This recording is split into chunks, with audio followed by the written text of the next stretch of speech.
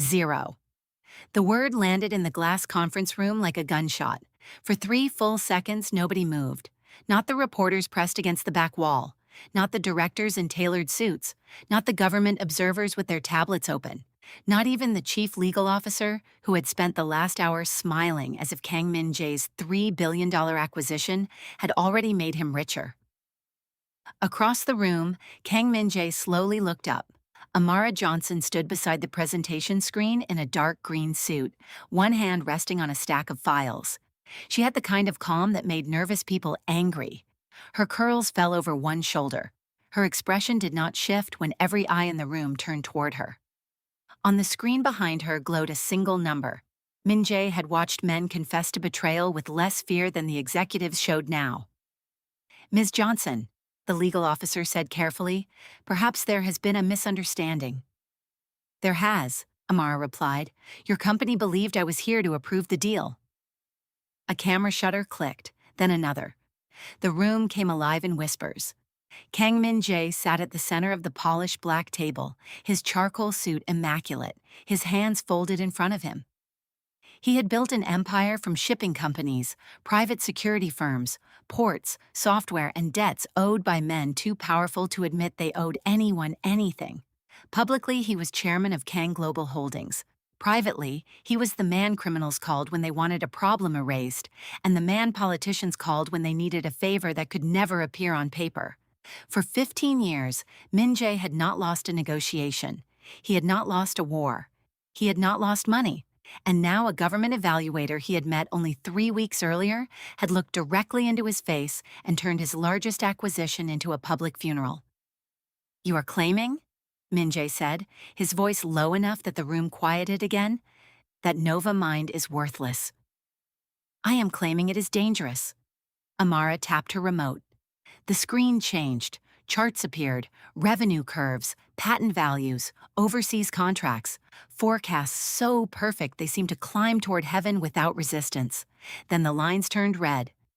"Novamind reported $11 billion in future contracts," she said. "7 billion of those contracts are linked to companies that share the same 3 holding addresses. 2 of those addresses belong to empty offices in Singapore. 1 belongs to a storage warehouse in Busan."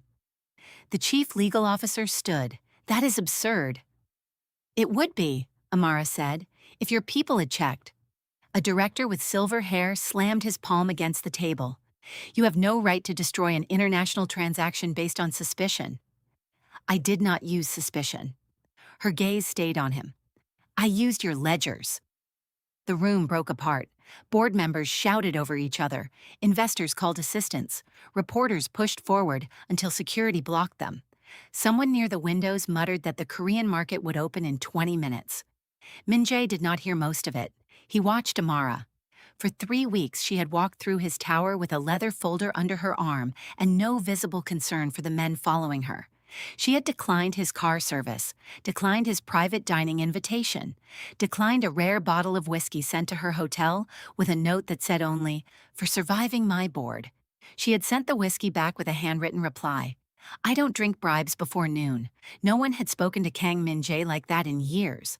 No one had dared. Now she was standing in front of the world, putting a match to $3 billion of his money. "If you complete this acquisition," she continued, "you will not be buying artificial intelligence.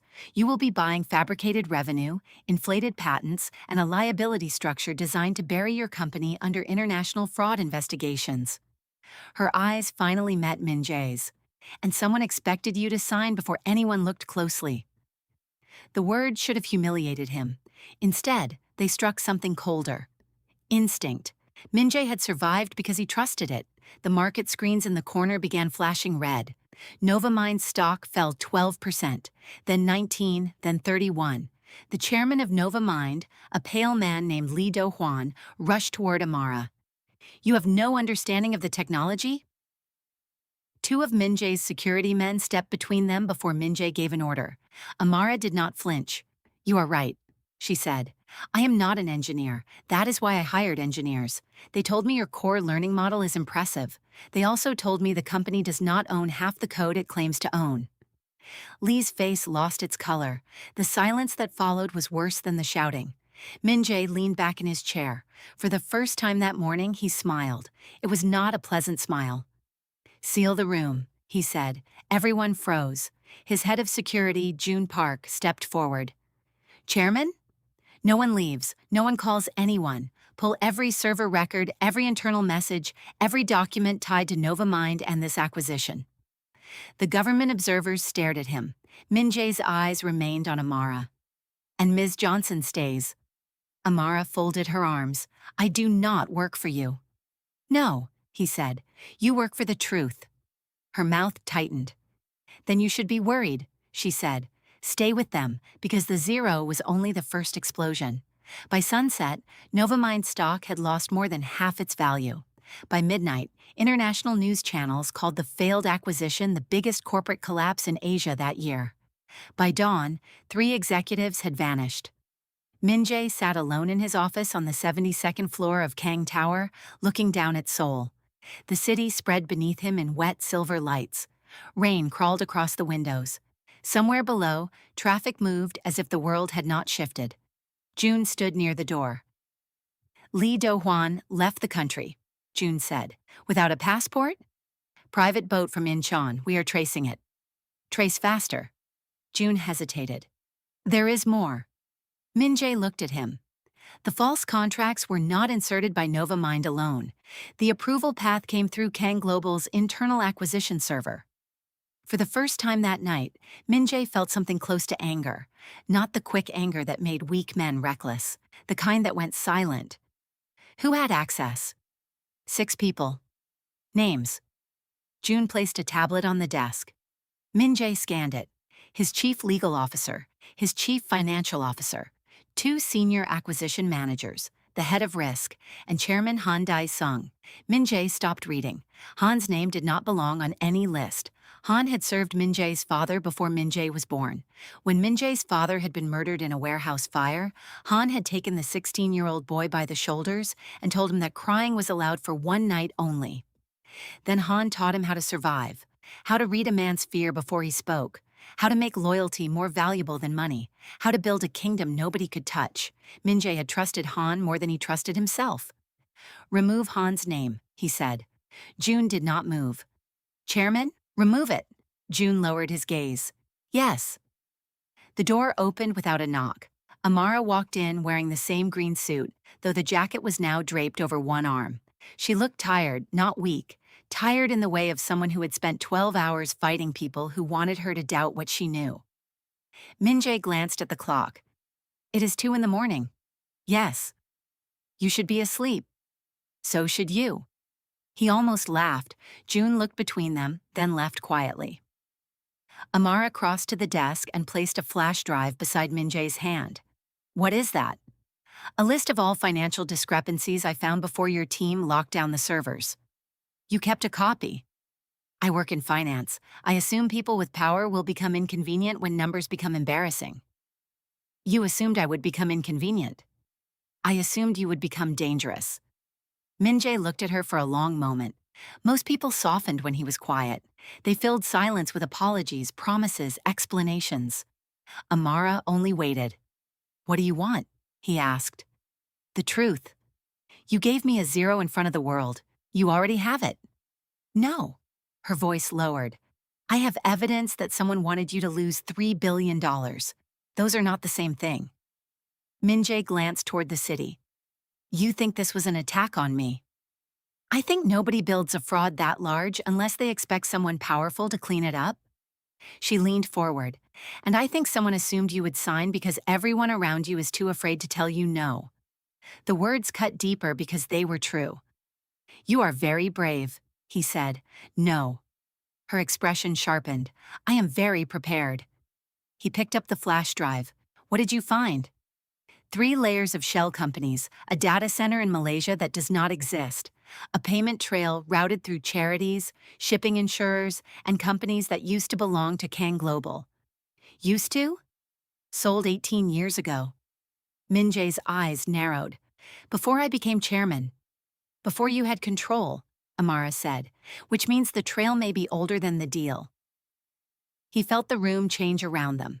The fraud was no longer a failed acquisition. It was a door, and someone had opened it from inside his house. For the next week, Amara Johnson became the most protected woman in Seoul. She hated every second of it.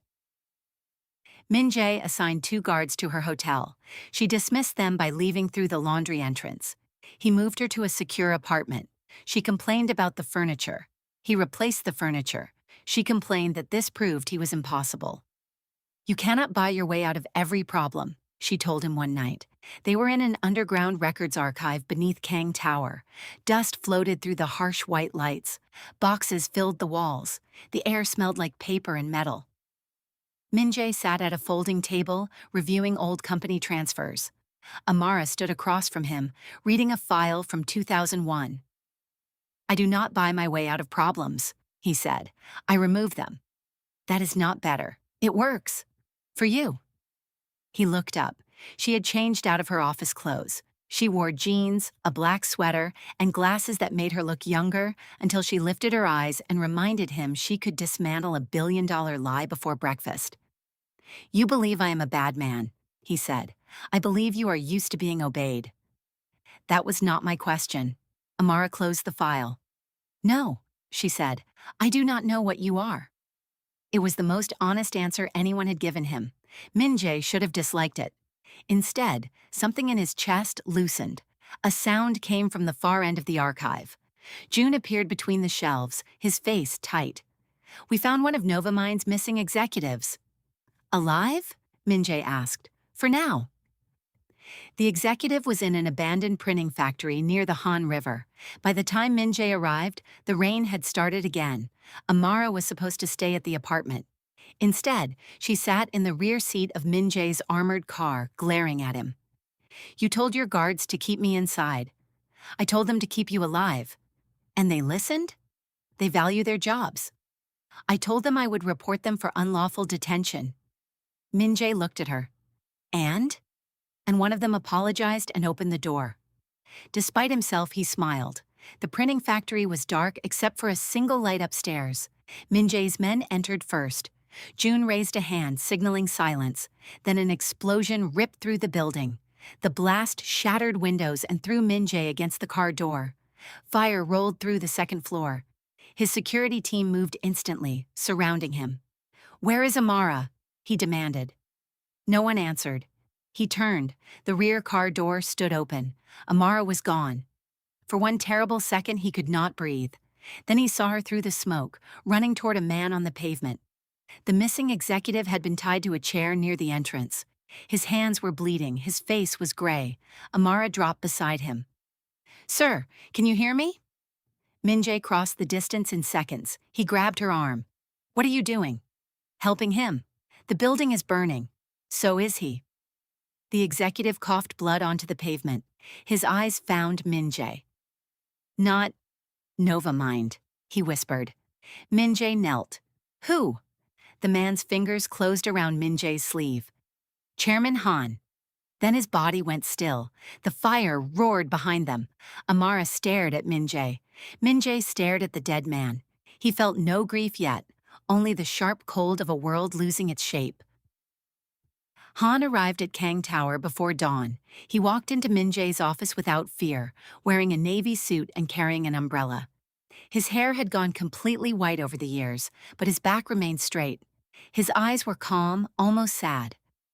Min Jae stood beside the window. "You should have called," Han said. "You should have answered my questions."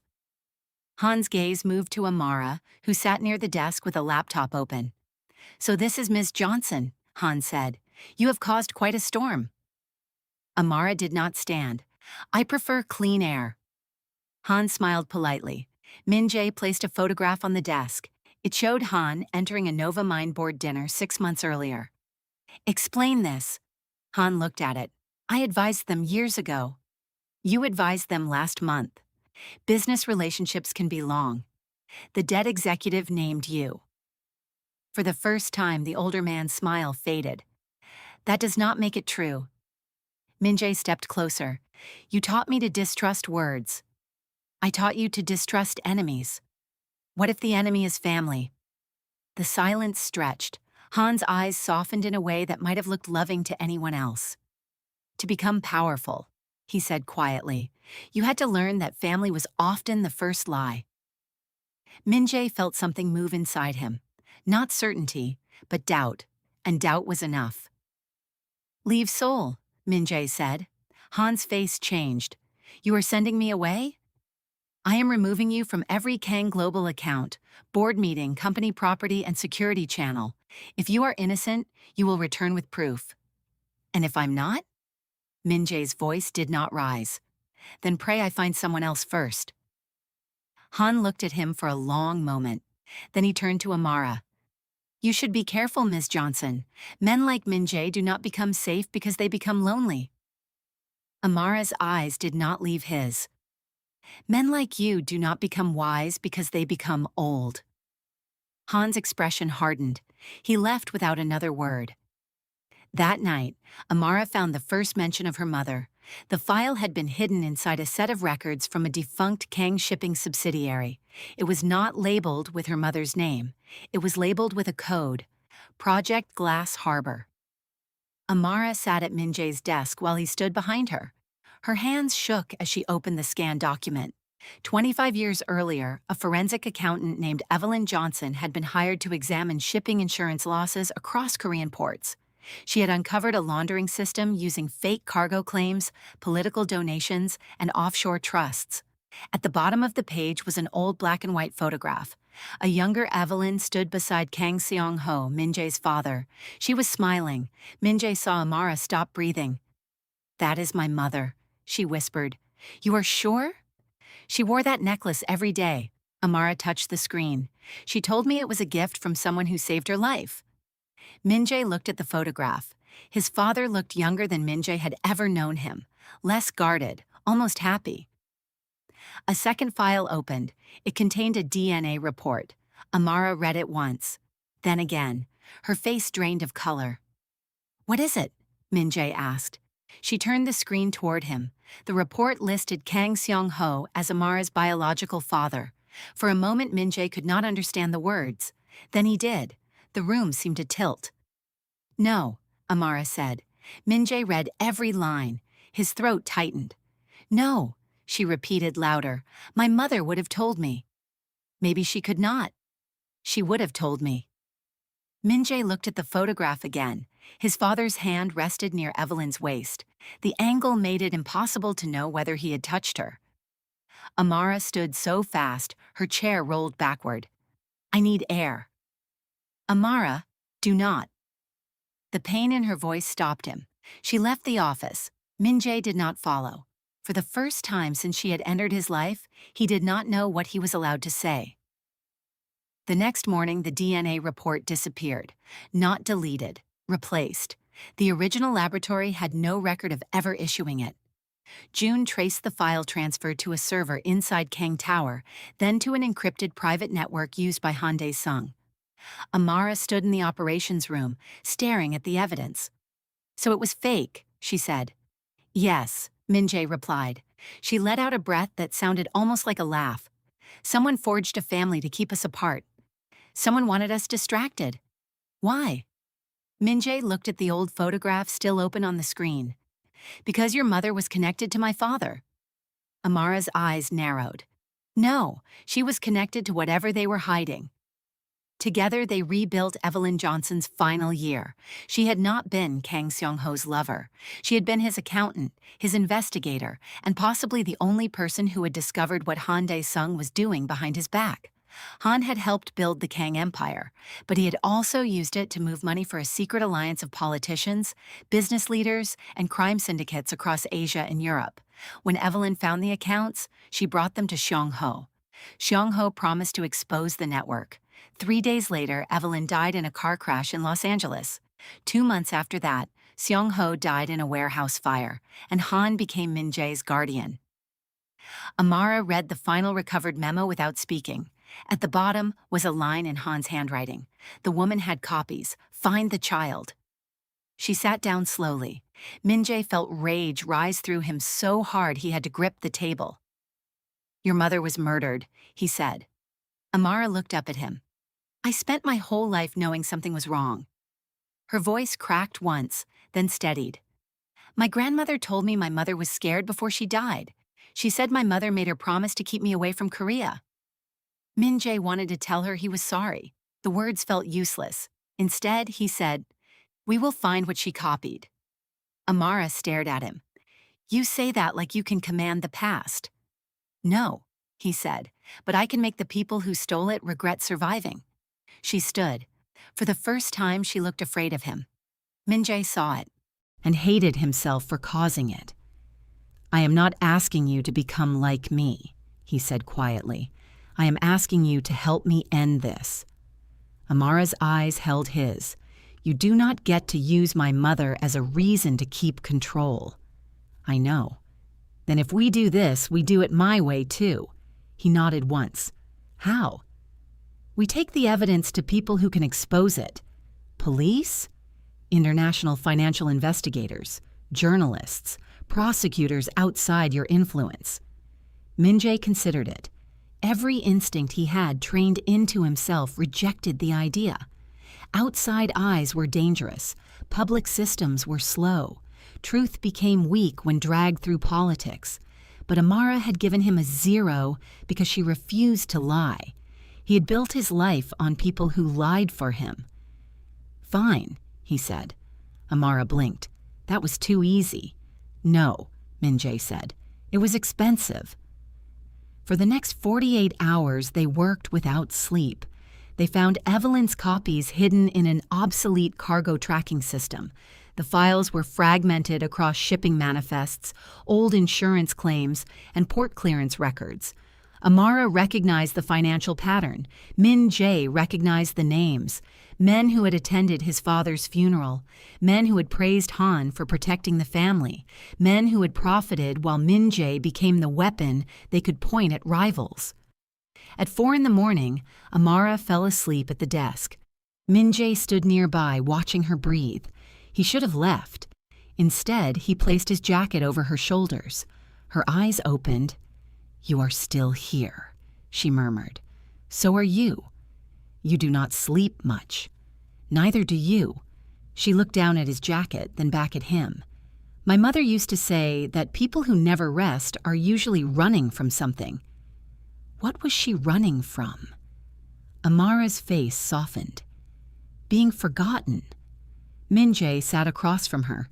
For years, he had thought fear was the only inheritance worth protecting. His father had died because he trusted people. His mother had vanished into grief after the fire. Han had taught Min Jae to become impossible to hurt. But impossible to hurt had also meant impossible to reach. "What do you want after this?" he asked. Amara considered the question. "To stop having to prove that my mother mattered." "She mattered. You did not know her." "I know enough." Her eyes filled, but she did not look away. Then she reached across the desk and took his hand. Min Jae had touched countless hands in his life, hands signing contracts, hands shaking in fear, hands stained with blood. Amara's hand was warm. He did not move. Neither did she. The first bullet came through the window. Glass exploded across the room. Min Jae pulled Amara down as a second round tore through the wall behind them. June shouted orders. The lights went out. Min Jae covered Amara with his body as security returned fire toward the neighboring rooftop. For several seconds, all she could hear was shattered glass and her own breathing. Then the shooting stopped. June crouched beside them. "Sniper is gone. We have a problem." Min Jae rose, helping Amara to her feet. "What?" Han took the board. The emergency meeting had begun on the upper floors while Min Jae was in the operations room. Han had arrived with several directors, private security contractors, and enough votes to suspend Min Jae's authority over the company. "They are calling it a protective action," June said. "They claim you are compromised." Min Jae looked toward the ceiling. Han had not fled. He had taken the tower, and he had chosen the one place Min Jae could not destroy without destroying everything built inside it. Amara wiped blood from a cut on her cheek. "We have the files," she said.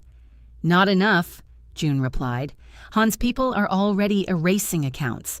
If he controls the board, he can bury the evidence before prosecutors see it." Min-jae looked at Amara. She understood before he spoke. "We go up," she said. The elevator system had been shut down. They climbed, floor by floor. Kang Tower became a battlefield without uniforms. On the 63rd floor, Min-jae's loyal guards faced men who had once worked beside them. On the 68th, frightened employees hid beneath desks while alarms screamed. On the 70th, a director tried to flee with a briefcase full of hard drives and discovered that June had been faster. At every level, Min-jae saw pieces of his empire breaking open. The people he had trusted, the systems he had believed were his, the fear he had used as armor, all of it had belonged to Han long before Min-jae understood the price. On the 71st floor, they found Han's message waiting on every screen. A live video feed showed Amara tied to a chair in the boardroom upstairs. Min-jae stopped breathing. The feed had been recorded minutes earlier. Han's face appeared beside her. "Come alone," he said. "Bring the original files, or Miss Johnson becomes the final debt your father leaves you." The screen went black. June checked the hall. "We can storm the boardroom." "And risk her life," Min-jae said. "We need a plan." Amara's voice came through Min-jae's earpiece. "Do not come alone." He froze. Her voice was faint but clear. "His men missed my bag. I had a backup transmitter. Min-jae, listen to me. He has explosives wired to the boardroom windows." Min-jae closed his eyes. "Where are you?" 72nd floor. He is waiting for you." "Are you hurt?" "No." A pause. Then softer. "Not yet." Min-jae's jaw tightened. June reached for the earpiece. "Miss Johnson, can you see how many—" The signal cut. Min-jae looked at the stairs. Han wanted the files. Han wanted him angry. Han wanted him to choose the empire over the woman. For most of his life, Min-jae would have walked into that room with a gun and a plan to burn down everyone inside it. But Amara had changed the shape of his choices. She had made him see what power cost when no one challenged it. He handed June the drive containing Evelyn's files.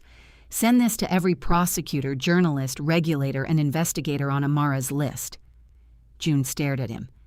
"If you send it now, Han will know." "He already knows." "And the company?" "Let it fall." Min-jae took the gun from June's holster. "Get the employees out." Then he climbed the last flight alone. The boardroom doors were open. Han stood at the far end of the long table. Behind him, soul spread beyond shattered windows. Amara sat tied to a chair near the glass, a small bomb fixed beneath the table. Around them stood 4 armed men. Min-jae stepped inside. Han smiled. "There is the boy I raised." "You murdered my father." Han's smile faded. "Your father murdered himself the moment he believed he could leave our world clean. You used him. I saved him. I gave him power. You gave him chains." Han looked almost disappointed. "You sound like her." Amara lifted her head. "My mother." Evelyn Johnson had a gift for making powerful men imagine they had consciences. Min-jae raised his gun. Han's men raised theirs. Han sighed. "Put it down. You know what happens if you miss."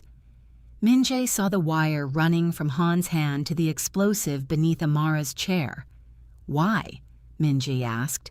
Han's eyes hardened. "Your father was nothing before me. A hungry dock worker with good instincts and no discipline. I built his first routes. I taught him which men to buy and which men to bury. Then he found Evelyn. Suddenly, he wanted laws, audits, confessions. You killed him because he wanted out. I killed him because he wanted to destroy 30 years of work." Han's voice rose. "And then I spent decades shaping you into what he should have been." Min-jae felt the truth of it like poison. Every lesson, every warning, every enemy Han had pointed toward him, All of it had made Min Jae useful. Han looked at Amara. Your mother's daughter arrived at the perfect time. I arranged the evaluation assignment. I wanted Min Jae desperate. I wanted you close enough to make him weak. Amara's eyes flashed. You underestimated me. Han smiled. Yes, that was my only mistake. No, Min Jae said. Han looked at him. Your mistake was believing fear makes people loyal. Min Jae lowered his gun. Han laughed once. Now you understand you cannot save her and save your empire. I know. Then choose. Min Jae looked at the screens along the wall. Every screen had shifted. Evelyn's files were uploading. Names, accounts, audio recordings, contracts. The evidence had already gone out. Han saw it too. His face changed. You sent it. I did. You destroyed everything. No, Min Jae said. You did. Han's hand tightened on the detonator. Min Jae moved. He threw the gun aside and crossed the room before Han's men understood what he was doing. A shot hit his shoulder. Another shattered the table. He reached Han just as the older man pressed the trigger. Nothing happened. Amara had slipped one hand free from the rope. While Han watched Min Jae, she had pulled the bomb wire from its receiver. Han looked down. For one stunned second, he looked old. Then June's team burst through the doors. The gunfire lasted less than 10 seconds. When it ended, Han stood near the broken window with Min Jae's hand around his collar. Below them, police lights filled the streets. Helicopters circled the tower. Han looked at Min Jae and smiled through blood. You think you ended this? No, Min Jae said. I think I ended you. Han's eyes moved toward Amara. You will become your father. Min Jae looked back at him, then released him. Police officers entered the room. Min Jae stepped away as they took Han Dae-sung into custody. He did not watch them leave.